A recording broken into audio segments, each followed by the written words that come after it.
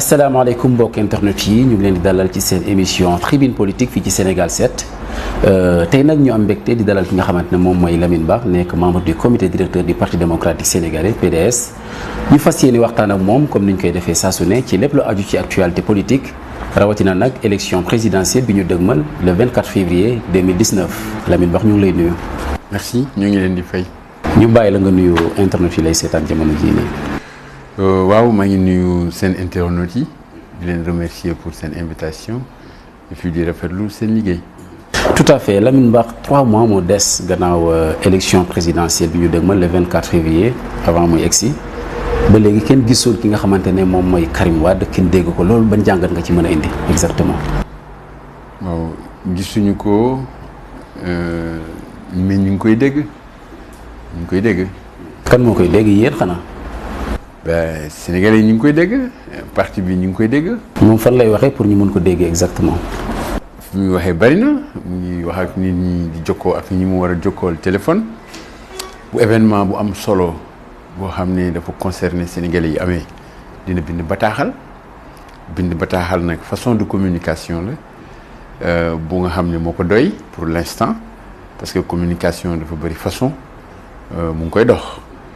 donte ne peut-être gis-gisam ci communication ak ñeneen ñi peut-être niñ ko gisee du benn li ñu foog it ne noonu la moom jàpp ne neneen la dafa am heure bu mu war a wax ak lu muy wax heure bu mu koy wax ak lu tax mu koy wax. mais est-ce que yaakaaroon ne également jot na pour mu wax ñëpp dégg ko parce que fu mu ne nii nous sommes à l'ère du numérique comme ni ko tubaab bi di waxee yomb na tey lool nga toog sa bureau yaa xam sa néeg wala sa salon def benn vidéo envoyé ko au moins ci internet bi par YouTube nit ñi mun ko déglu mais su fekkee day jël téléphone am woo ñu faree ci PDS su boobaa kenn du ko dégg.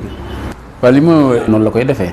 dégg li ma la wax nee naa la forme de communication ki communiquer moo koy choisir ban outil de communication. jàpp nga ni choix boobu baax na bi muy def. mais très judicieux parce que ñi muy waxal ñu ngi koy dégg nekkul ci diversion.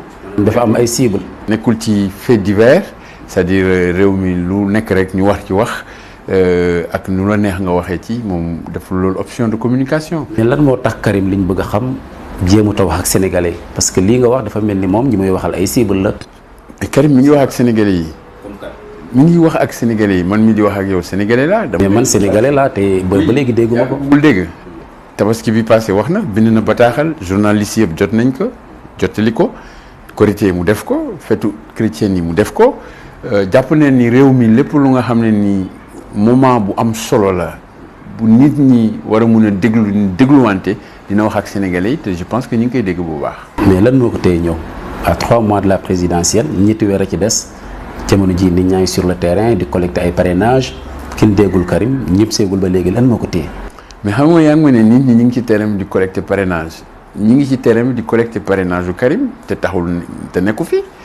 donc ñëwam amul benn impact ci li nga xam ne nii tey foofu la ñu toll war ko def te di ko def. ñan ñoo koy collectel koo xam ne nee nañ bokkul ci jongante bi ñu koy collectel. dama ni la c'est le PDS fépp foo dem tey ci gox ci Sénégal di nga fa fekk waa PDS waa kër Karim Wade sur le terrain ñu collecter ay parrainage liggéey boobu door nañ ko depuis presque 3 semaines yàlla def na ci sax jàmm parce que la ñu xayma woon tey fi ñu toll nii defaguñu weer.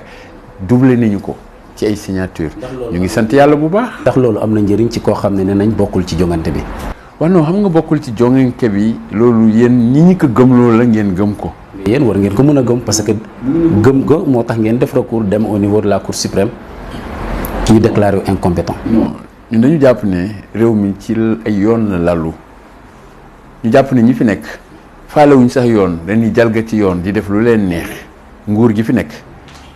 dañuy jalgati la ñu dëkk yoon ñu jàpp ne amuñu benn pexe bu leen yoon may wala yoon bu leen yoon may ñu génnee Karim Wade ci liste yi ci nii ñu génnee ko jaay doole la def lu ma neex ñun nag faluñu ay nit ci loolu dañu faloon Macky Sall ak nguuram ci yaakaar bu ñu am ne suñu ñëwee dinañ sàmm yoon ak loi règlement yi nga xam ne dañ ko tënk ci réew mi war ci sukkandiku pour doxal réew mi ñu jàppoon ne dinañ yemale nit yi jàppoon ne dinañ jaar ci yoon jàppoon ne dinañ fexe ba bépp sénégalais bu nga xam ne ni tey yaa ngi ci réew mi wala bitim réew lii sa ak si yëlef ñu assuré ko loolu lañ doon xaar ci ñoom mais dañu wane seen incapacité ci farfarlo ci kumba am ndey kumba amul ndey wane ne ñoom capable nañ manipuler la justice contre des adversaires politiques capable nañ jaay doole utiliser la puissance publique que capable nañ lépp donc loolu bu amee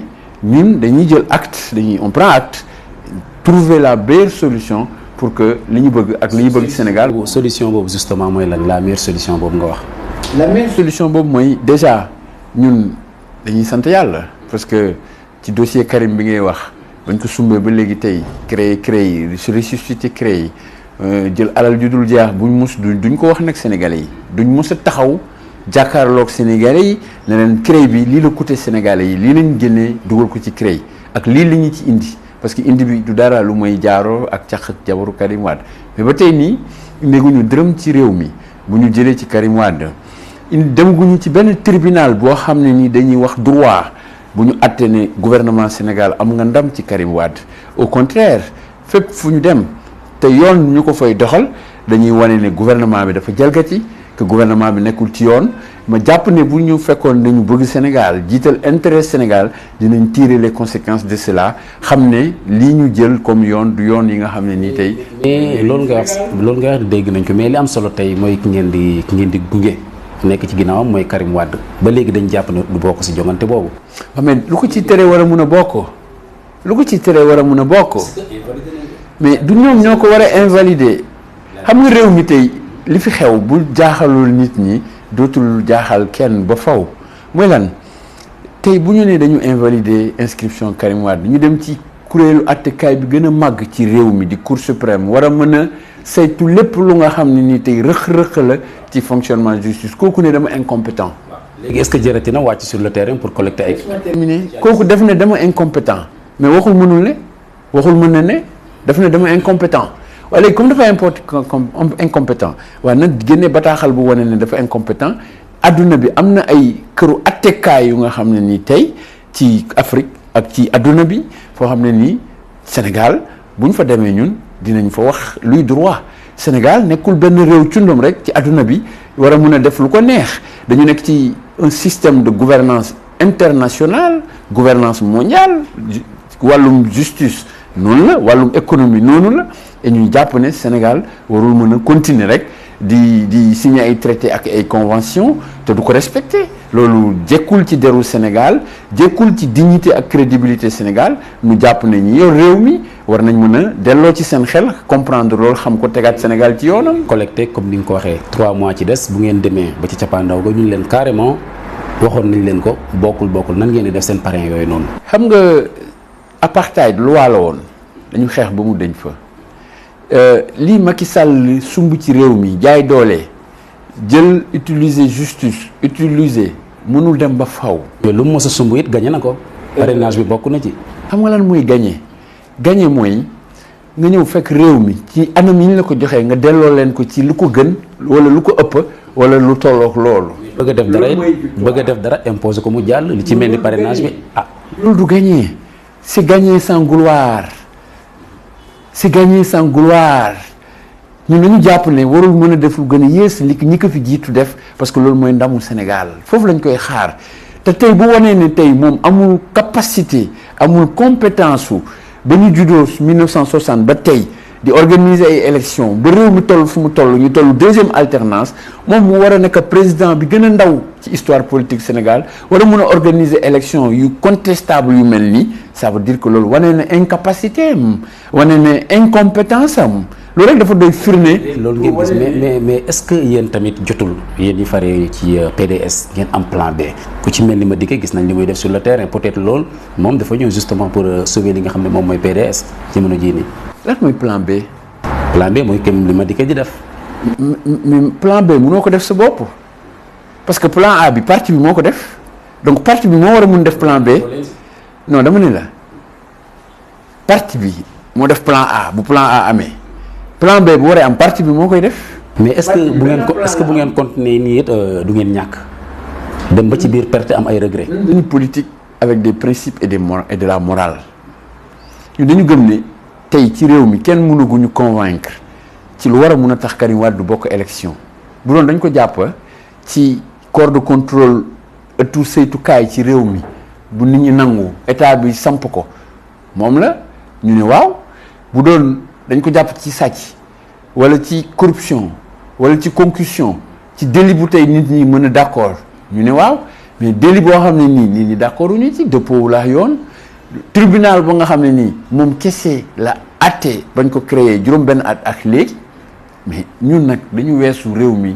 fu nga xam ne nii tey dañuy fal président mu jàppee boppam buur di def lu ko neex war ñu mun a nekk mettre ñu sous perfusion ñu war a nangu loolu réew mi weesu na foofu bu fekkee ñoom politiciens yi dañu jàpp ne Sénégal dafa toll fu nga xam ne nii da ngay falu di def lu la neex mais non yaa ngi nax sa bopp te le réveil sera brutal. Le réveil sera brutal comme ni nga ko waxee mais de toute façon en tout cas moom lu mu mës a sumb rek li ci mel ni parrainage Karim Wade Khalifa Sall lépp jàll na. mais non dama lay jox exemple parrainage bi jàll na mais lu mu jur.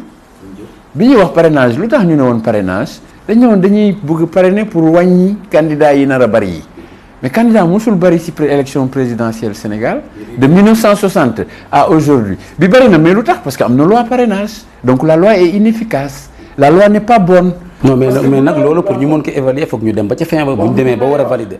la candidature dañu indi loi parrainage soppi constitution bi def lu leen neex terewul ñu ne bëreet ñu ne 97 candidats à la candidature donc 97 yooyu mënoo wàññi 90 yi. loolu nga foog loolu nga jàpp yow. dañu jàpp ne dinañ dem ba ci cëppaandaw tey mais li dafa doy sax dafa doon yéeme xam nga lu tax mu doon yéene amul benn compétition ci monde bi ak fànn bu mu mën a doon bu nga xam ne ki yor ndam li dafa war a wàcc ñëwaat pour compétir pour mën a bokkaat dafa insensé dafa illogique que Macky Sall moom le président sortant tey doit aller recueillir des signatures pour war a mën a bokk élection mais non c'est parce que on a mis le pays on a mis les institutions du pays on a mis la politique dans une optique de politique politicienne on ne pense plus à l'avenir on ne pense plus à la solidité des institutions loolu moo ñu indi situation de cacophonie bi ñuy dund bon li nga xam ne reniement kese la et c'est de la politique politicienne. ci cas Madické bi nga xam ne junj nañ ko sànq kon yéen daal leeral ngeen ne Madické kenn du ko jàppale au niveau du PDS.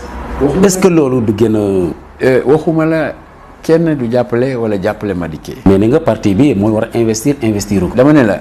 dañu woote congrès élire candidat mu tudd Karim Wade parti bi moo def loolu ak ses institutions ses instances ses structures ñoo def loolu defaatul leneen loolu mu defoon loolu la jàpp ne moom la parce que dafa jàpp ne candidat am liñ ko teg tey dëggu lalu ko principe juridique lalu ko principe démocratique lalu ko ñu jàpp ne ñi fi nekk ñoo nekk ci lu leen neex te réew mi weesu na toog di def lu ma neex. est-ce que Karim Wade moo gën a muus wala boog moo gën a jàng ñi féete PDS li tax boobu ba léegi mënoo leen def plan B te pourtant au niveau du PDS ku ci mel ni Madické waroon ngeen ko mën a gunge am fa dara. ñi nekk PDS yëpp am nañ posture nekk président réew mi mais du nekk président réew mi pour nekk président réew mi. Madické bëggul nekk président pour nekk président. ñun parti lañu am ambition pour le Sénégal xeex 26 ans jël nguur gi def lu kenn ñëpp gis lu ñëpp mën a teg seen bët lu kenn dul weerante.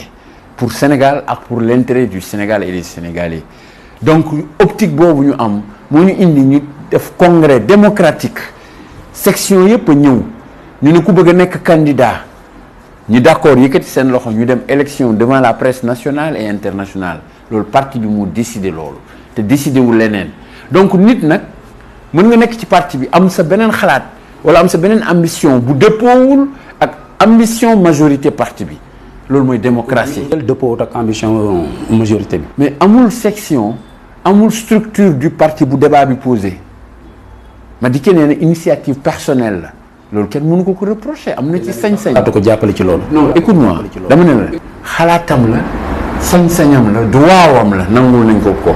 mais na nangu droit-wu majorité ñi bokk parti bi. c'est ça la démocratie. li mu bëgg a xam Lamine Mbax jamono jii nii lan moo tax Karim mënul ñibbisi à 3 mois de la présidentielle kañ la nar a ñibbisi. est-ce que bu dee ma Karim mënul ñibbisi da nga naan ma Karim kañ lay ñibbisi. kon Karim kañ lay ñibbisi. yàggatul bu jotee dinañ ko wax publiquement dama ne la yàggatul. bu jotee dinañ ko wax publiquement pour l'instant li nga xam ne ni parti bi war na ko def. ñu ngi koy def. est-ce que yàggatul bi ngeen di wax di ko wax boobu ba léegi ba muy des ay 10 mois ba 3 mois. tax nit ñi di leen ci wax bëri na ci PDS. d'accord man li mu mën a wax mu engagé ma mu mun ko wax mu engagé parti bi mooy que dina ñëw insha allahu rabbi yàggatul bu jotee dinañ wax sénégalais yi. xam nga loolu leer kañ lay ñëw.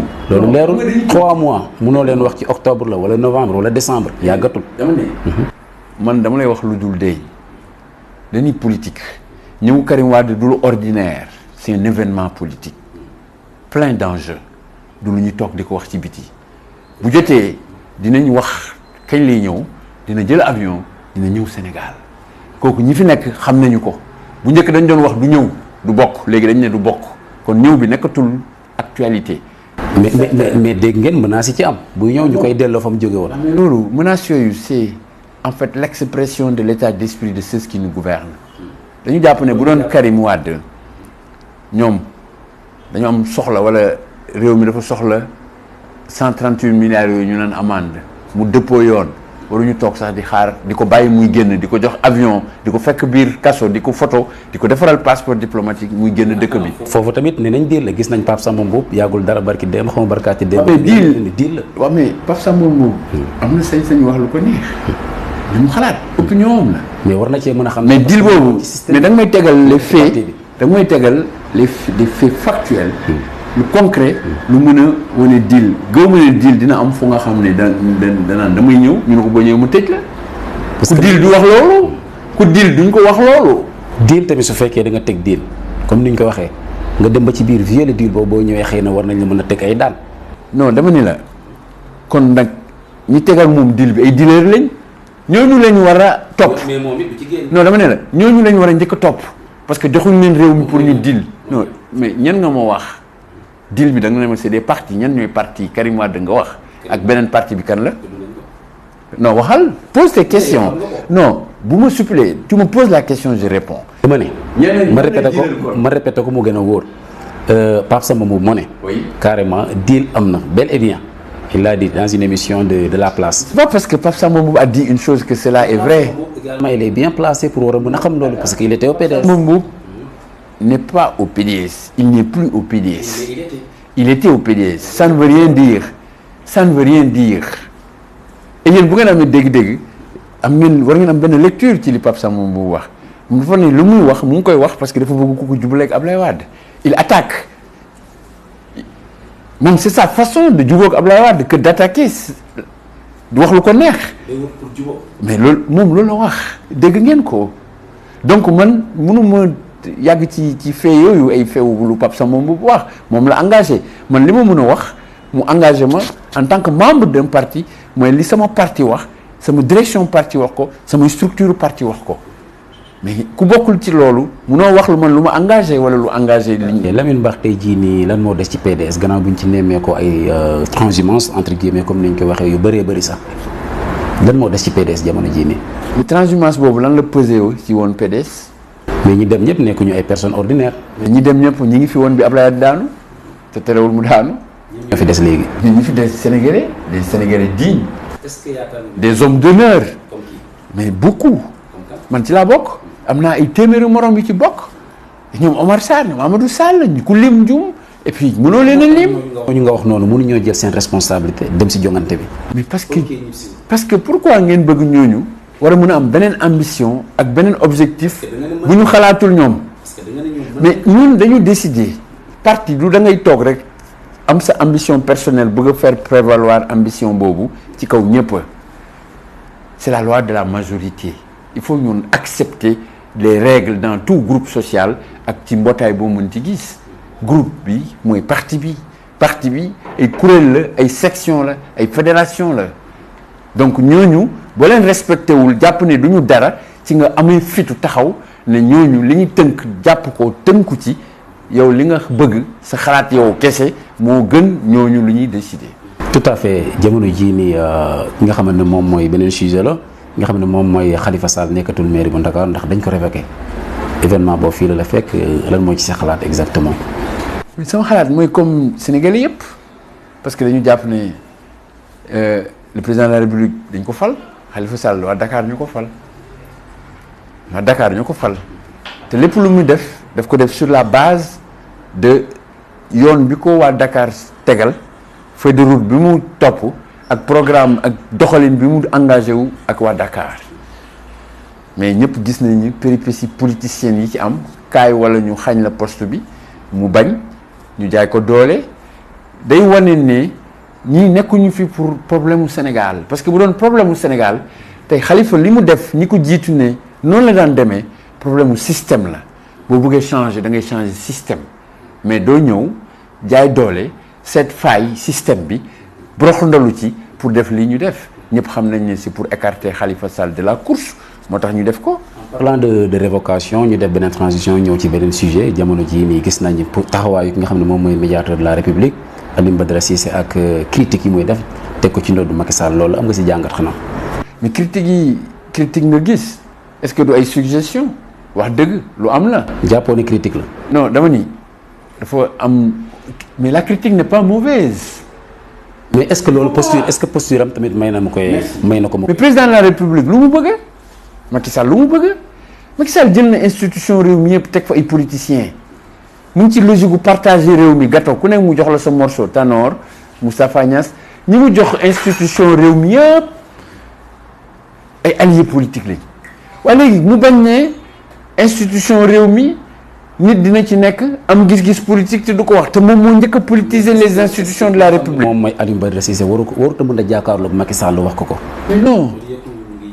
mais ay sorties yoo xam ne. wax lan Sénégalais yi dañu sonn waxal sa gouvernement ñu ñëw dimbali leen li ñu wax naan programme bi am nañu xiif am nañu mënul takk seen ndigg am nañu amul dépense mais loolu président bu bëggul gisul loolu comme aide comme njëriñ yaa ngi ci ay bulle.